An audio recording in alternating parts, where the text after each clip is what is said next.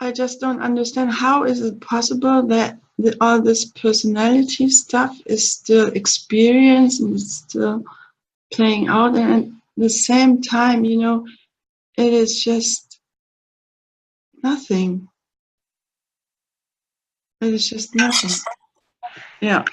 Just look at this. This is very good. This is very good. So this is exactly what brings us to the next point. So now, when we saw that there is existence here, I exist, I am. And as long as there is a sense that I exist,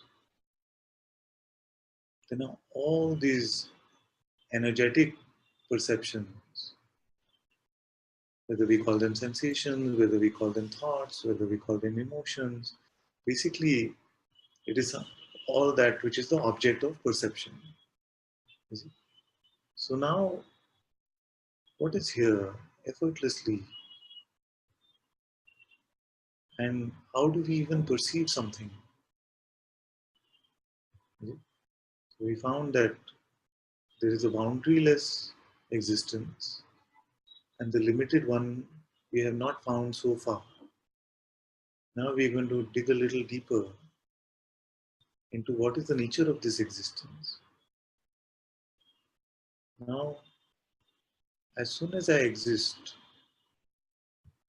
the play of time and space begins. In this play of time and space, very intimate sensations, which we call the body, intimate sensations that we call my emotions, intimate sensations that we call my thoughts.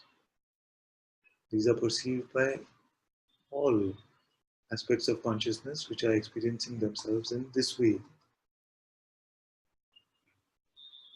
Sensations which we call the body, sensations which we call emotions, sensations that we call thoughts. We just saw, and sensations that we call perceptions, outer perceptions like the world, people, objects. All of these are perceived. We just did a tiny experiment and we saw that all of this is experienced within the same being, within myself, we say. Where is it experienced? Within myself. And we saw that this space is boundless. Now, as our sensitivity is increasing, many of us will also experience sensations like the pain of another body, the emotion of another body, the thoughts of seemingly another body. How is this possible? Even now, if somebody falls in front of you, you feel their pain. We go, ouch. Even for the mildly sensitive, this happens. You see someone get hurt, there's a feeling of ouch which comes here. You see? How does it happen? We see that there's one space of experiencing. Now, some sensations seem more intimate and some seem less intimate. Now, this space of being, this space of existing, is consists of every possible flavor of experience that consciousness can fathom, beyond even that which the mind can fathom. Every flavor of every experience, whatever it wants to taste, is available to it. Okay, but maybe we are going a bit too far. Let's come back to where we were. We say, I exist, and this existence is beyond a boundary. But within this existence, any experience can show up. This much everybody will agree with, isn't it? Any experience can show up. Now, there seems to be a force which is present, which is called attention. So if attention goes to the world, then worldly perceptions seem to appear. If attention goes to the mind, then mental thought seems to appear. If attention goes to a deeper layer, a different layer, then emotional experience seems to happen. Then ultimately attention can go deep, deep, deep into this very same existence that we are talking about. Beyond that, even the functioning of attention ceases. So what are we discovering so far? Within this existence, there's a play of all of these phenomenal qualities.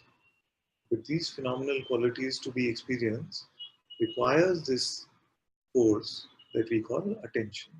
That which has our attention seems to be present in our existence. That which does not have our attention, we cannot really say that it actually exists. You cannot confirm through your own insight the existence of anything which is beyond your current perception. I'm not saying it doesn't exist or it exists right now. I'm not saying any of that. So don't let your mind wander off. I'm just saying that you cannot say what is happening in anything which is outside of your current perception. This much is agreed. And all of this perception is happening within me, like we saw that is happening within me. We don't know what this me is yet, but it is clear that all that is being experienced within me.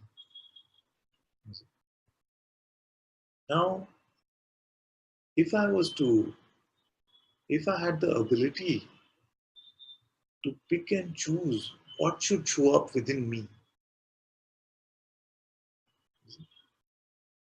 naturally, is it your natural state that you want to say, no, no, I want only chocolate ice cream and I don't want vanilla?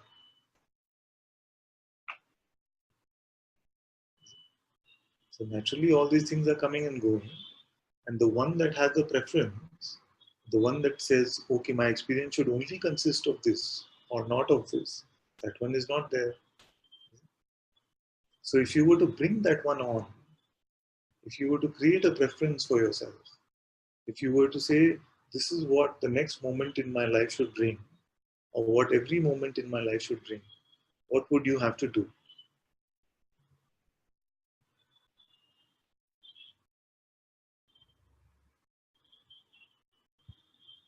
In our natural state, none of this is there. Right now, we check, I am, I exist. But the one with all these preferences, ideas is not there. And within this existence, all this phenomenal world is experienced, which is happening naturally. But if I had to actually say, no, this is what I want, this is what I need, then what you have to do?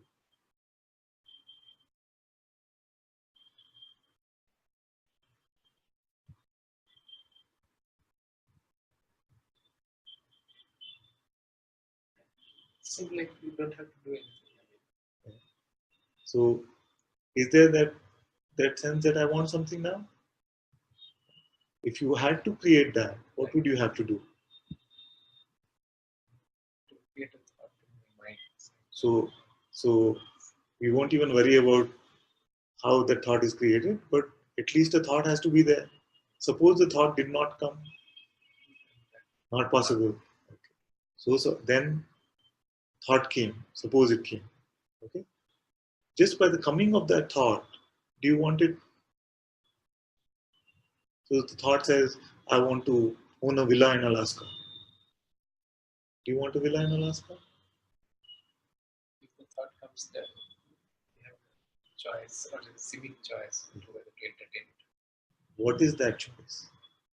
The thought has come. That means it is perceived. Therefore, attention is already on it. Okay? Now, there can be some sense of control over this attention. Okay? So we might say, okay, I'm not going to pay attention to my thought. But in usual experience, that seems to create some struggle, isn't it? To try and fight attention away from it. So I just look the other way and the thought will go. Usually it's not that. It's magnetic to our attention in some way. So now thought has come, attention is also gone naturally. Then, so thought has come, attention is gone. I really want to have a villa in Alaska. Okay? So where does the choice operate? The seeming choice, as you said. What is that? What is that seeming choice? It seems like the mind kind of takes over and checks whether this is how feasible, how So another thought would come, say, this is completely feasible. Yeah. Or then the next thought comes and say, no, it doesn't make sense. Then the thought comes, but yes, it makes sense. Suppose it works in that up and down way. That's right. You see? It's just the coming of these thoughts and the attention to these thoughts Right. causing any desire, causing any want. Let's observe closely.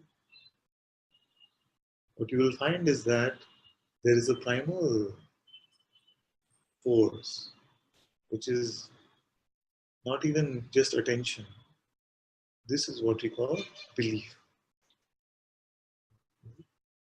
Now the thought comes, I want to villa in Alaska. Attention can be fully on that thought. And yet, that saying yes to say that that thought is true, it is meaningful, that is not arising. This is an inherent part of consciousness, your existence, which we so far talked about attention and how perception happens with attention. We are now talking about belief. Now, attention can bring all kinds of objects to life. But can you believe an object? Like you perceive this object. Can you believe or not believe it? Question doesn't make sense. It doesn't make sense because so attention goes to it, so specs are there. Attention doesn't go to it, there are no specs. Specs? No specs. Is it? Is it? So that is the play of attention. But attention is there on the specs. Believe the specs or don't believe them. There is no such thing. But if the thought is there, or the specs are dirty, you see, then you see that the belief or not belief is not about the perception itself, but about an interpretation of the perception. It is not about like the experience is fear. Fear is experience. But when we believe the idea I should not fear or fear should go away, then that is what we call resistance. So this is the invention of the me, the invention of the I. And you notice that attention is bringing every perception to life, but belief is only to an interpretation of it, a thought about it, a concept of it, a notion, as I call it. Right? Because in the object itself, there is nothing to believe or not believe. So belief applies to concepts. Now, what did we notice? We noticed that my existence is underlined on my belief.